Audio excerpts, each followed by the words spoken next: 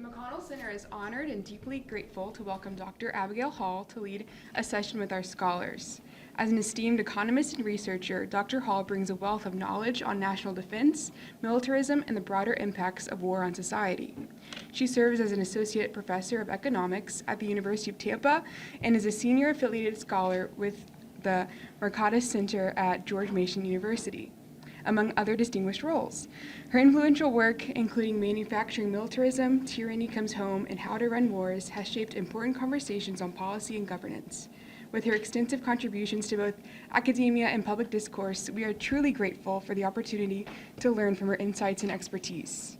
So without further ado, I would like to invite Dr. Hall to share her insights into why you should read The Road to Serfdom. Thank you. Great, thank you so much, and thank you to the McConnell Center for hosting me. It's always so strange when I hear introductions. People say such nice things, and I don't know, I feel like I have to live up to it. And I hope that I will do this book justice for you today. And in choosing the title, in putting the word need, implying some kind of an imperative to read this book, that was a deliberate choice on my part. This book is really unique in a variety of different ways, which hopefully will become clear over the course of our time together. But this book, despite the fact that it was written, or was published rather, in 1944, contains a variety of insights which remain relevant today. And a lot of the themes and questions that Hayek and those within Hayek's time were grappling with remain relevant for us today in 2025. So to give you an idea of where it is that we'll be going today, I'm going to start off by providing what I think is some necessary background information, including things like defining terms. This book discusses concepts like socialism. I want it to be really clear what it is that Hayek is talking about so that we know exactly what he's referring to and also what he's not. Then I'm going to introduce or highlight what I see as being some of the main themes of the book. This was an incredibly difficult thing for me to do, to pull out just a few. I believe I have 8 of them that I'm going to offer to you, but don't be too worried, I promise. I will be as concise as possible in discussing each of these. And then I'll conclude by talking about the influences that this book has had on historical as well as contemporary economists, as well as implications for today. Though if I have done my job at explaining this book well, the implications will hopefully be obvious. So to begin, I want to talk about this book, The Road to Serfdom, within the context of Hayek's other work. If you read Hayek's earlier work, you will find something that looks very much like The Economist. He's doing work on monetary policy, money, and banking. And yet here is this book that is more tuned toward a popular audience, and he's talking about contemporary issues and engaging in a totally different type of debate. And so one question that I think we should answer from the beginning is, how did he come to write this book that looks so different from his other work up until that point? And here we should start by looking at what Hayek was doing in the early 1930s. He's in school at the London School of Economics, and at the London School of Economics, he begins what would become a very well-known debate with another economist by the name of John Maynard Keynes, who, if anyone has taken an economics class, particularly macro, it's a name that you've heard before. Now, at this point, Keynes was known. He's not the Keynes that he would become a little later, but this is to say that he was known. And he starts this debate with Keynes regarding the merits and the feasibility of socialism. There's this larger discussion happening at the London School of Economics and elsewhere, this debate about the feasibility and desirability of socialism as an economic system. And Hayek, for reasons which will hopefully become clear momentarily, does not think that socialism is a viable political or economic system. And so he originally sets out to write a 2-volume treatise titled The Abuse and Decline of Reason. This book, as he is writing it, this is at the beginning of World War II, so we can think about what is happening in the world as Hayek is writing this. People are looking at this totalitarian regime of the Third Reich and wondering, how did we get here? And so this book, The Road to Serfdom, was originally intended to be part of this 2-volume treatise. Part of this work is very forward-looking. So one of Hayek's concerns in writing The Road to Serfdom is that the planning, which is necessary within the context of war, is going to be continued forward after the war has concluded. And he's genuinely concerned about what society is going to look like in this post-war landscape. This book counters what was at the time a very popular view that socialism provided a quote-unquote third way, or kind of a happy middle ground between capitalism, which was seen to have failed. Keep in mind that we're, again, end of the 1930s, so we're coming out of, or still in, kind of the end of the Great Depression. So it's seen as being a middle ground between that and totalitarianism. Socialism, or this idea of democratic or market socialism, was viewed as being a perfectly viable third option, which would in theory allow policymakers to have the beneficial pieces of markets and the beneficial pieces of a more command-control economy and marry those two together in a way that would benefit humanity. On that note, one of the things that I think is really important, and often this book is mischaracterized as a slippery slope argument. So you read a title like The Road to Serfdom, and people sometimes take Hayek to be saying, if we move even a little, or if we deviate from the ideals of a free society, that we wind up under a totalitarian regime. That is not the argument that Hayek is making. This book is incredibly well thought out. It is theoretically grounded in a particular methodology of economics, of which Hayek is known as being a key contributor. It's what's called the Austrian School of Economics. And he discusses within this book what he views as being necessary for a free and prosperous society. I mentioned a moment ago that the book is forward-looking, as Hayek is concerned about what's going to happen after the war, but the book is also backward-looking.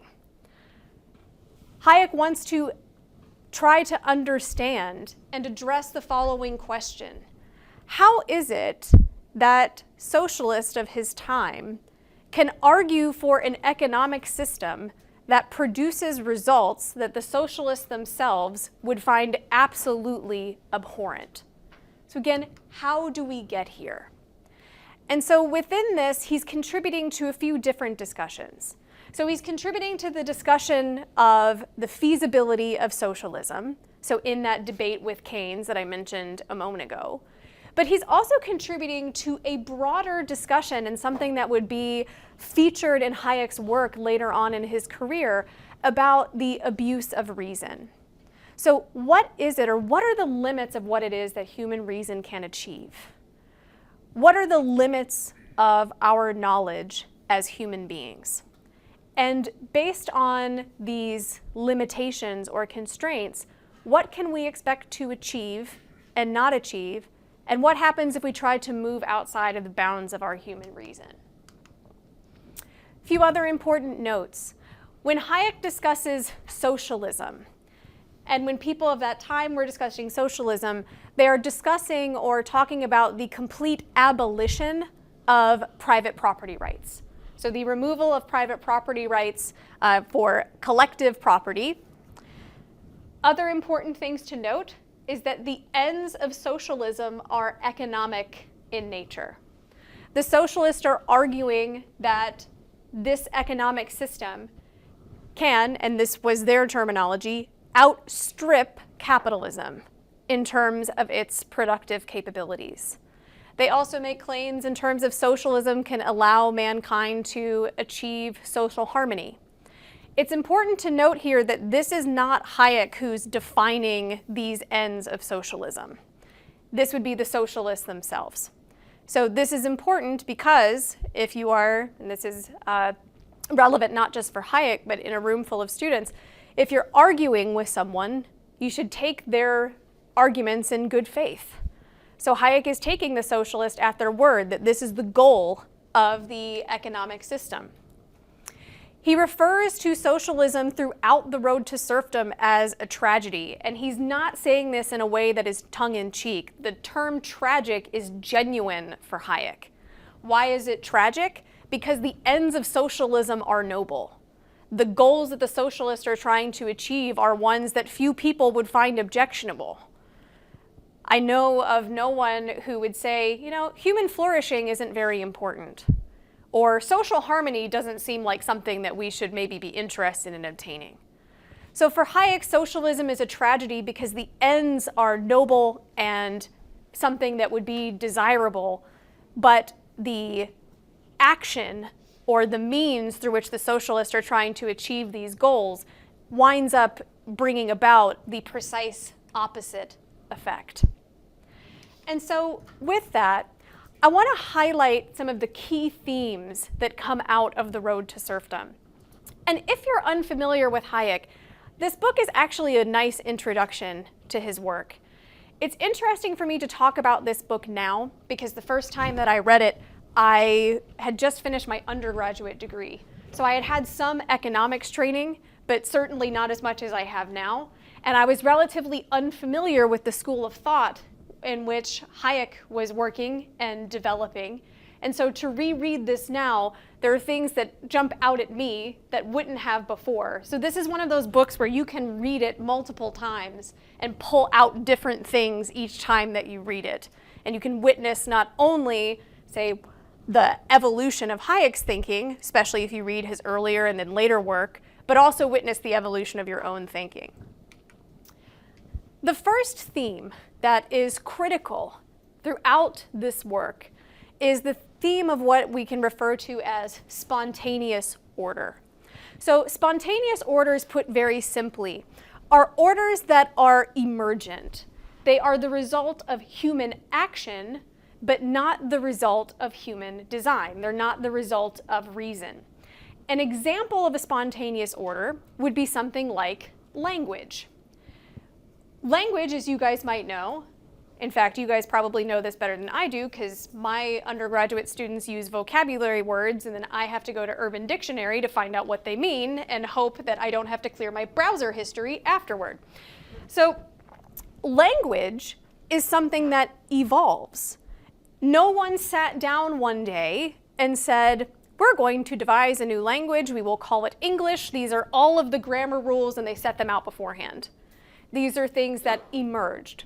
Money would be another example of a spontaneous order. We get money because, as it turns out, exchanging on a barter system is very difficult. But if we have a common unit that we can use to facilitate trades, that makes our trading life much easier and much more productive. Markets are another example of a spontaneous order.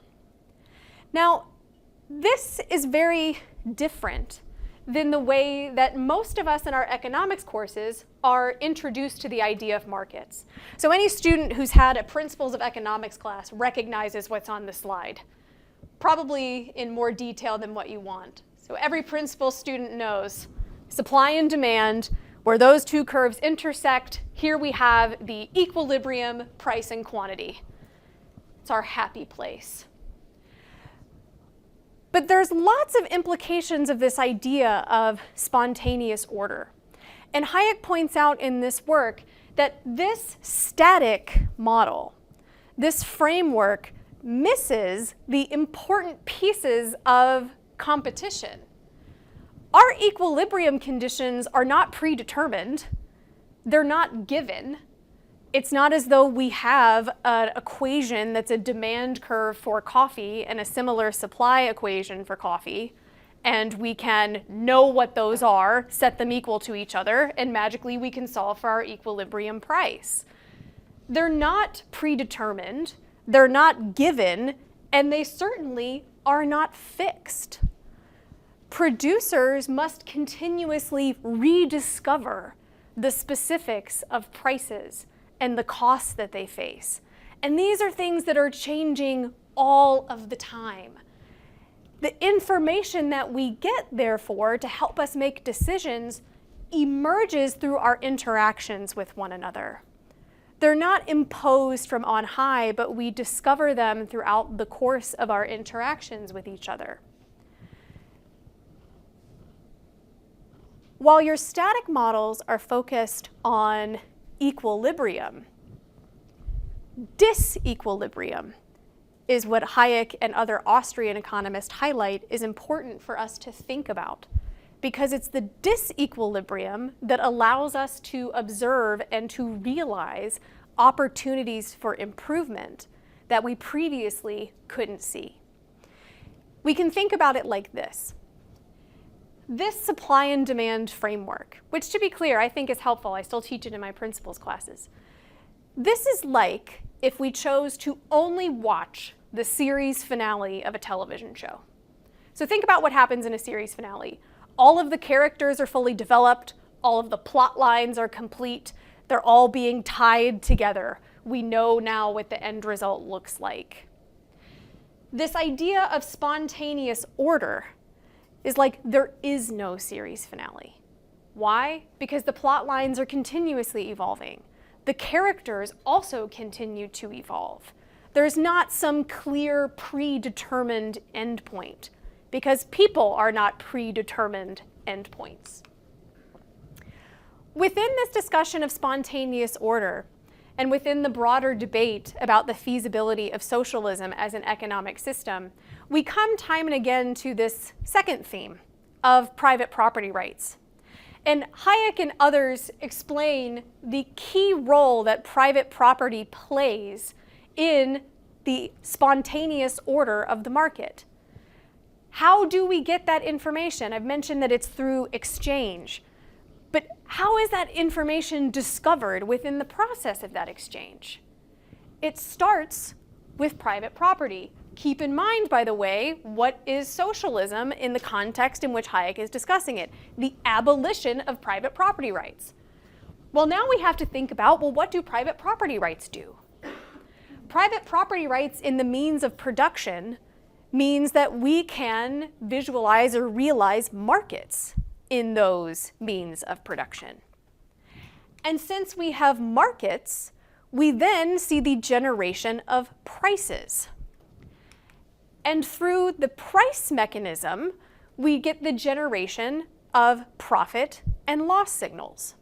Those profit and loss signals are what our producers are responding to.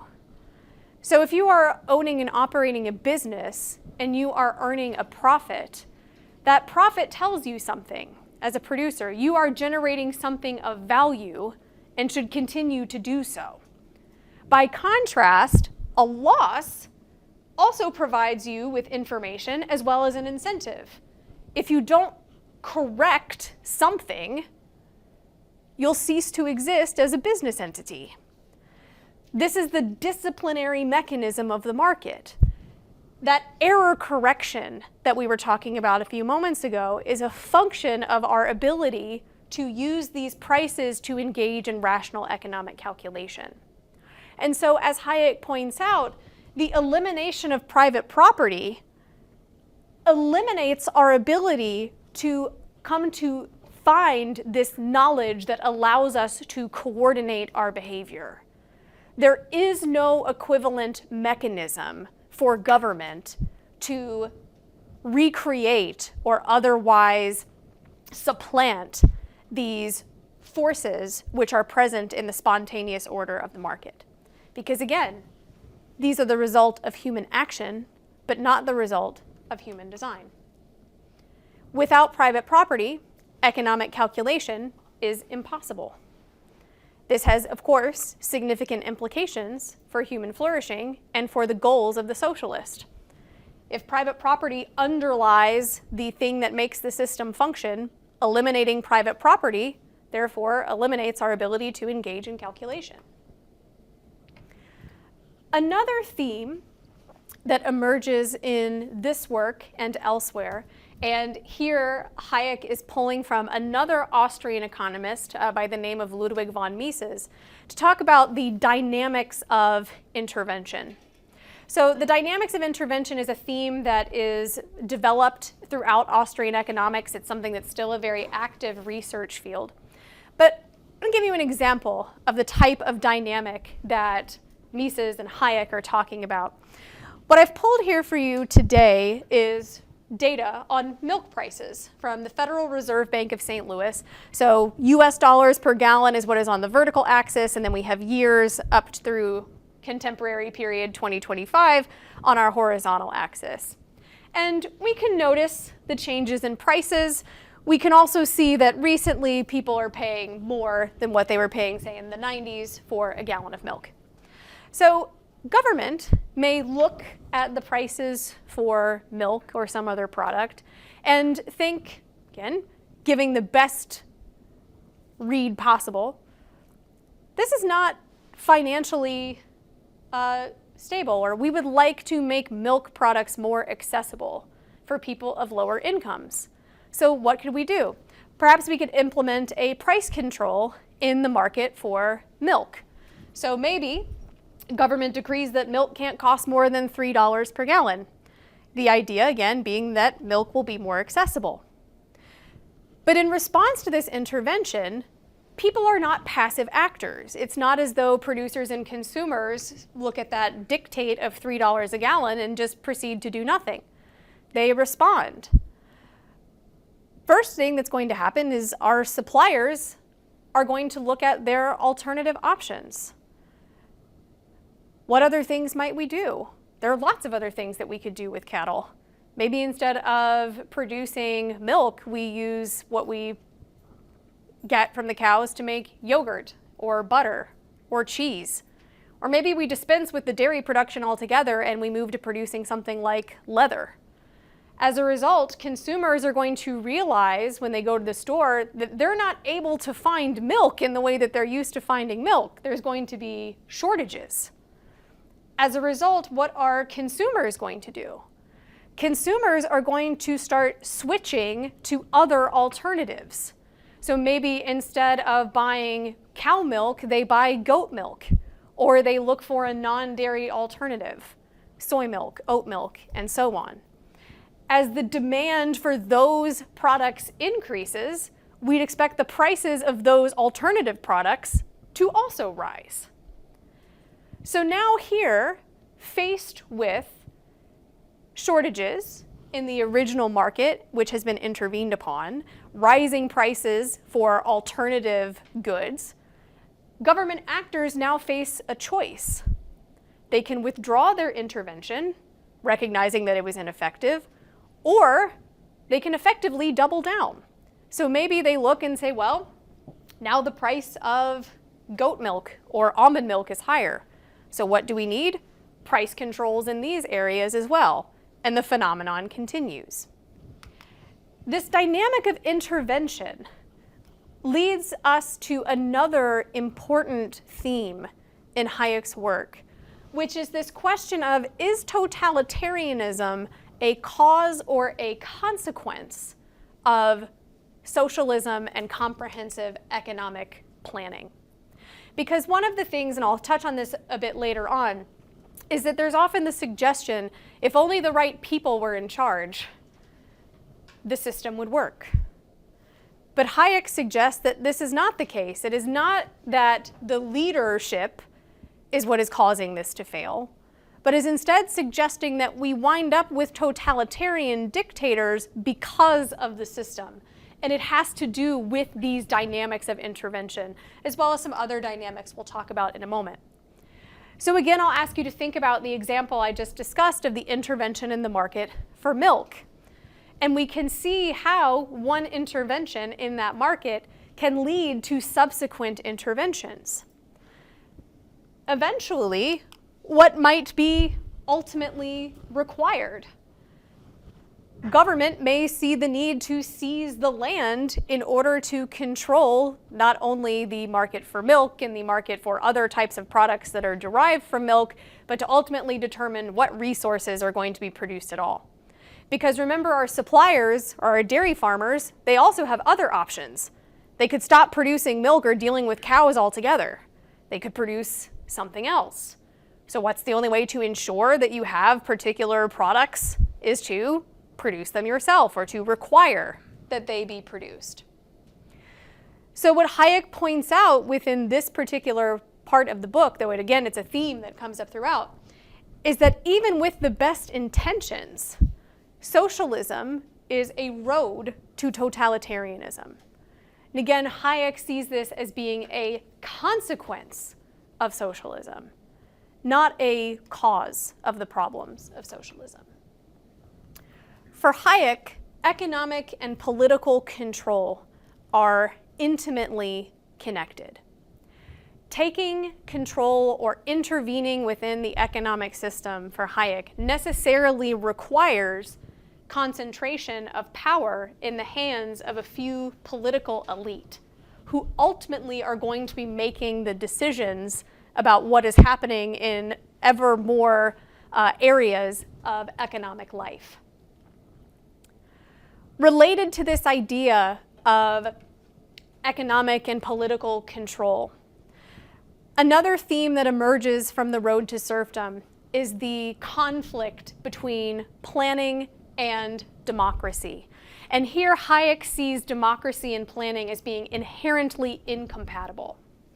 In a free society, Hayek points out that people have diverse opinions and diverse interests. A later economist who was certainly influenced by Hayek, is known as the father of public choice, an economist by the name of James M. Buchanan, talks about the idea that man wants freedom to become who he wants to become. So here again, we can see this idea that people are not end states. We are constantly evolving. My guess would be is that if I asked you, tell me, do you agree with your parents on every political issue? Some of you are already smiling. You're like, absolutely not, right? We can think very easily, or it's very straightforward for us to come up with examples of people who have different opinions or competing ends. People's goals are different. In a free society, people can pursue those different goals, can hold those different opinions. In a society which is being planned, however, that's not a viable option. A singular set of plans is going to be necessary. So what does this mean? It means that, again, power must be concentrated.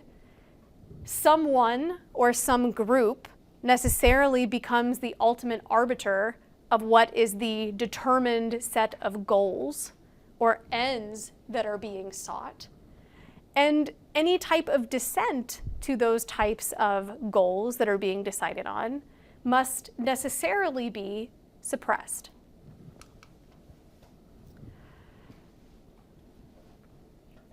For Hayek, there are two different types of freedom that we can conceptualize, or two different types of security. One of them he sees as being compatible with some type of planning, and the other not. So the first type of security is what he refers to as basic security. And we can think of this as protections from extreme poverty. He contrasts this to what he refers to as comprehensive security, or promised economic outcomes for individuals. One of the themes that comes up in the later part of this book is that the second type of security is something that destroys freedom. Again, calling back these dynamics of interventionism. Because think about what is required to ensure a particular economic outcome. Government must decide wages, decide prices, production, so on and so on and so on, if we are to truly ensure equality of economic outcome, or to ensure some type of economic outcome. Perhaps the most well-known chapter in Hayek's Road to Serfdom. And this, I remember upon first reading, was the chapter that stood out most to me. And as I read it again in preparation for today, I can see why this is the chapter that is most well known. And this chapter is chapter 10. In case you are curious, you can probably pull up the chapter itself if you want to read it on your own, though I think it's definitely beneficial to read it within the context of the entire book itself. It's called Why the Worst Get on Top. And so the question that Hayek is looking to answer in this chapter specifically is, why do totalitarian regimes have this theme of being led by the absolute worst people possible? Why is it that in the Soviet Union you find Joseph Stalin? Why is it that you find Adolf Hitler in Germany? Why do you find Mao in China or Pol Pot in Cambodia? And again, Hayek suggests that this is not an accident, but is instead a function of the system.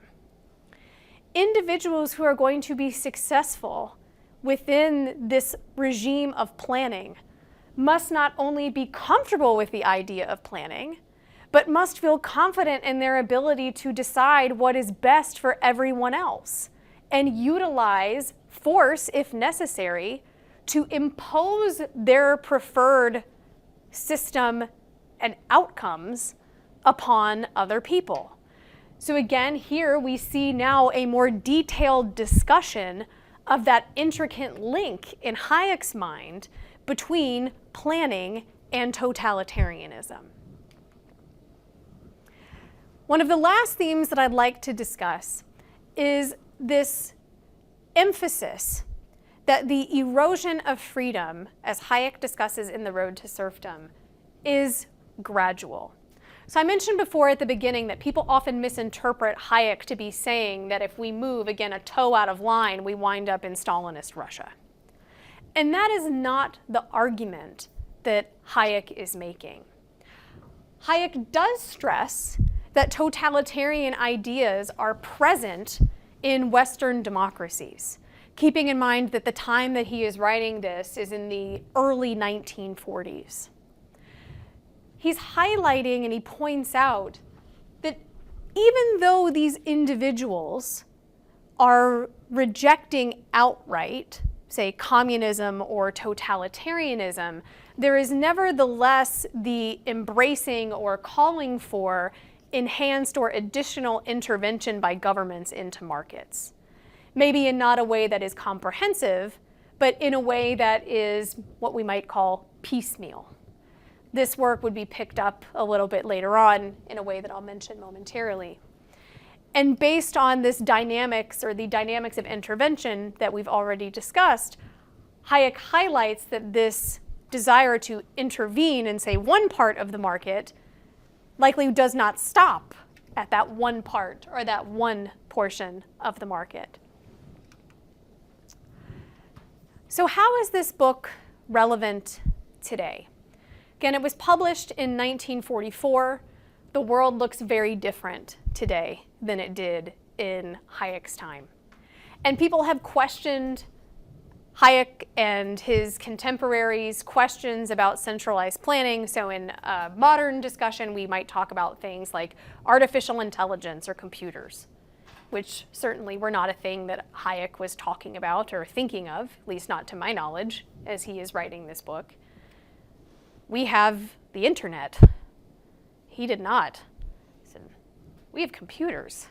How is this possibly relevant? Hayek's book, if nothing else, is a powerful warning and a call to think critically about the appropriate role of government in society. Specifically, a caution regarding the excess involvement of government in society. This book also provides an important discussion of economic freedom. There is a literature that develops after Hayek has written this work about economic versus political freedom. What seems to be more important, what must precede the other, and so on. But this book highlights that the economic freedom component is critical if we want political freedom. Because again, for Hayek, democracy and economic planning are inherently at odds. Something else that is relevant for contemporary discussions is something that is often repeated but underappreciated. And that is the idea that good intentions do not equate with good outcomes. Remember that Hayek was taking the socialist on good faith, saying the goals here are desirable or admirable. The problem is not with the ends, but the problem is with the means. There's a very common phrase, and being in Kentucky, you guys might have heard of this: the road to hell is paved with good intention. One of my graduate professors, the late economist Walter Williams, would say, it's a superhighway that's been completely paved. So the question of, it is not the intentions of, say, the policy, but the outcomes of the policy upon which we should focus, is something that was relevant in the time of Hayek, which is certainly no less relevant today. Another contemporary talking point that we can pull from The Road to Serfdom is this idea that markets are necessary for human flourishing. Markets are the cradle of discovery. Markets are what allow us to try new things, to error correct, to recognize those unseen opportunities to make ourselves and ultimately other people better off. In Hayek's time, as well as our own, there is a real tendency to fixate on something that economists refer to as market failure. So people look at the presence of market power, or what some people call monopolies, asymmetric information, where one party in an interaction knows more than the other party and might be able to exploit those asymmetries. Or we look at the presence of externalities, which very simply is when a transaction impacts a party who is not involved in a transaction. So say something like a coal plant producing aerial pollution. That's an example of an externality. And oftentimes the purported solution is immediately to suggest a government fix to that problem, without considering the potential alternatives that do not require or may perform better than a government intervention. Importantly, this book was highly influential and continues to be highly influential for economists and lay readers alike.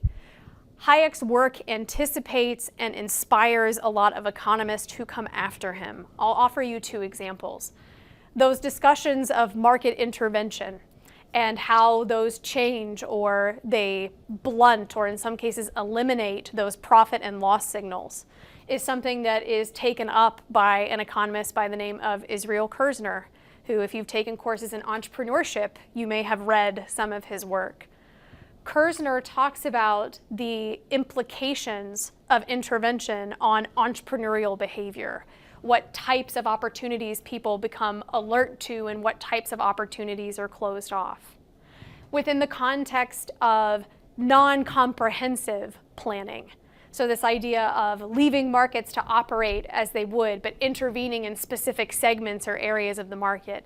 This is taken up later in 1985 in two books by an economist named Don Lavoie. So one of them is called Rivalry in Central Planning, and the other is called National Economic Planning, What is Left. And in these two books, Lavoie, in a very, I think, effective way, talks about how the issues that are raised by Hayek in this book and elsewhere continue to be relevant, that the socialist did not effectively answer the critiques that Hayek and Mises and others are bringing up with respect to socialism because you've removed the comprehensive part of the comprehensive socialism. And so for these reasons, as well as many others, but I recognize that I am limited in my time with you today, I would highly recommend, if you have not done so, that you read Hayek's Road to Serfdom. It is well worth the time, and it is well worth the energy to think about not only the lessons that were applicable for Hayek, but also the lessons that are applicable today. Thanks.